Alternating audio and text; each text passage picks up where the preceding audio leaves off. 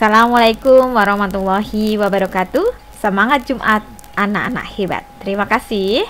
Ya, sebelum kita mulai pembelajaran kita hari ini, insya Allah materi kita hari ini sangat menarik. Mari kita baca basmalah terlebih dahulu. Bismillahirrahmanirrahim. Ya, Masya Allah materi kita yaitu berkaitan dengan organ pencernaan pada manusia. Seperti kita ketahui kemarin bahwa fungsi organ pencernaan itu adalah untuk merubah makanan ya menjadi zat yang sangat sederhana sehingga mudah diserap oleh tubuh ya. Penasaran organ pencernaan manusia apa saja dan apa fungsinya? Yuk kita lanjutkan petualangan kita. Ya, perhatikan di sini, Miss punya gambar organ pencernaan pada manusia. Yang pertama, makanan masuk ke dalam mulut kita. Ya, di sini mulut fungsinya untuk apa? Menghancurkan makanan sehingga ukurannya menjadi lebih kecil. Ya, jadi fungsi mulut adalah untuk menghancurkan makanan sehingga ukurannya menjadi lebih kecil. Setelah itu makanan yang dari mulut masuk ke kerongkongan. Nih di sini ya, nih fungsinya adalah memindahkan makanan ke dalam lambung dengan gerakan peristaltik. Ya, di sini terjadi gerakan peristaltik, yaitu gerakan meremas-remas makanan kemudian akan masuk ke dalam lambung. Paham sampai di sini? Luar biasa ya. Sampai di kerongkongan mengalami gerakan peristaltik, lanjut kemana? Iya, lanjut ke dalam lambung. Nih lambung kita. Di sini fungsi lambung adalah untuk memecah makanan dan mencampur dengan enzim dan asam lambung. Di sini makanan dipecah dan dicampur dengan enzim dan asam lambung. Selanjutnya makanan kemana? Ya, selanjutnya makanan dilanjutkan ke usus halus. Fungsi usus halus adalah menyerap sebagian besar nutrisi dalam makanan. Selanjutnya ke usus besar, yaitu penyerapan air dan pembentukan feses, dan yang terakhir berakhir di mana? Di anus. Di anus ini terjadi pengeluaran sisa-sisa makanan yang sudah tidak diperlukan lagi oleh tubuh ya. Bisa dipahami anak-anak bagaimana makanan yang kita makan sampai ke organ pencernaan kita akhirnya berakhir di anus. Bisa dipahami ya? Yuk sama-sama kita ulangi. Pertama makanan masuk kemana? Ya, ke mulut. Selanjutnya ke kerongkongan. Kemudian ke lambung, usus halus, usus besar, dan berakhir di anus. Masya Allah ya, luar biasa. Makanya kenapa Islam mengajarkan bagaimana pola hidup Islam yang sehat ya, yang diajarkan oleh Rasulullah tentang makanan yang sehat. Kita lanjutkan. Walaupun Islam sudah mengajarkan bagaimana cara makan makanan yang sehat ya, misalkan apa? Misalkan sebelum makan kita mulai dengan membaca doa ya kan, membaca bismillah ya kan. Kemudian setelahnya kita dianjurkan juga untuk apa? Membaca doa setelah makan. Selain itu, dalam memilih makanan, Islam juga mengajarkan untuk memilih makanan yang halal dan baik. Halalan thayyiban biasanya begitu ya. Nah, porsi makanan kita pun yang masuk ke lambung itu diatur juga dalam Islam. Sepertiga makanan, ya isi lambung itu sepertiga air dan sepertiga udara. Jadi tidak terlalu kenyang-kenyang sekali. Ya, itu aturan dalam Islam. Nah, terkadang kita makan tidak teratur, padahal Islam sudah menganjurkan untuk makan yang teratur ya. Berakibat tidak baik bagi tubuh kita. Ya.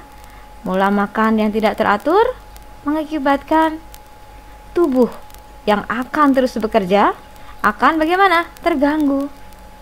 Sementara organ-organ pencernaan kita terus bekerja. Ya kan? Yang kedua,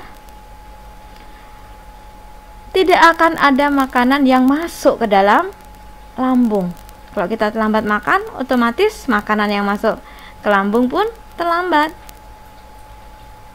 Akibatnya apa? Tidak ada makanan yang dicerna oleh lambung. Ada lagi kira-kira akibatnya? Iya, kosongnya lambung ini berakibat asam lambung dalam lambung menjadi naik, ya. Yang harusnya dia bekerja, tidak ada yang dicerna. Akibatnya apa? Kosongnya lambung menjadi penyebab naiknya asam lambung. Ini cukup berbahaya, bisa menimbulkan apa? Penyakit. Ya, selanjutnya, kalau asam lambung sudah naik, ya, padahal asam lambung ini seharusnya berfungsi untuk apa? Mencerna makanan. Karena asam lambung sudah naik, justru asam lambung ini akan menggerogoti dinding lambung dan menyebabkan luka pada dinding lambung, ya. Jadi konsep Islam yang mengajarkan bagaimana pola makan yang teratur sebaiknya kita ikuti. Karena kalau tidak, akibatnya tadi, yang pertama apa? Tubuh yang akan terus bekerja akan terganggu, padahal tubuh kita harus bekerja. Kalau kita terlambat makan, akibatnya tidak adanya makanan yang dicerna oleh lambung. Kalau nggak ada, lambungnya jadi bagaimana? Kosong. Akibatnya asam lambung naik. Ya, akibatnya asam lambung yang seharusnya berfungsi untuk mencerna makanan justru akan menggerogoti dinding lambung dan menyebabkan luka. Ya, yaitu mungkin penjelasan berkaitan dengan pola makan yang teratur. Ya, jadi kita usahakan semaksimal mungkin untuk dapat makan yang teratur, ya. Sarapan, makan siang, dan makan malam atau makan sore, ya. Sampai di sini ada pertanyaan barangkali? Iya, mungkin ada yang nanya, Miss, kalau kita puasa, ya kan kita lama tuh nggak makan, lambung kita kan kosong. Tapi kenapa? Ya, kita tidak mengalami sakit lambung atau asam lambung kita tidak naik. Kenapa kira-kira? Ya, ini Miss jelaskan sedikit, ya. Ketika berpuasa, justru kita melakukan pola makan dan gaya makan yang bagus. Karena apa? Pola makan kita justru teratur dengan adanya apa? Yang pertama, sahur, ya kan? Dan berbuka puasa, teratur ritmenya, ya kan?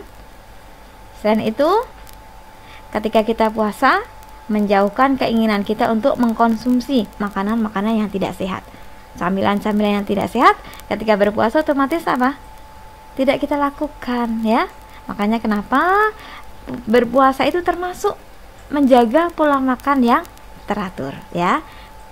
Bisa dipahami? Luar biasa. Kita lanjutkan.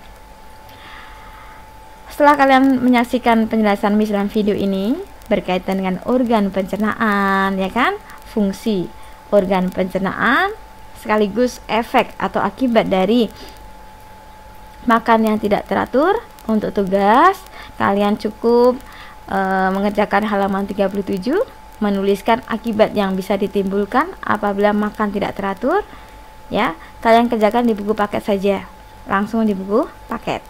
Selanjutnya di halaman 38 itu kan ada gambar organ pencernaan, ya kan. Silahkan kalian lengkapi beserta fungsinya. Misalkan mulut, fungsinya apa?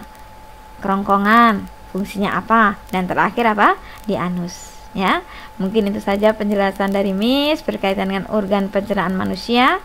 Mudah-mudahan materi ini bisa menambah rasa syukur kita kepada Allah karena kita sudah diciptakan dengan bentuk yang sedemikian sempurna, dengan organ pencernaan yang sempurna. Terima kasih, tetap semangat. Kita tutup dengan baca hamdalah, alhamdulillahirabbil alamin. Assalamualaikum warahmatullahi wabarakatuh.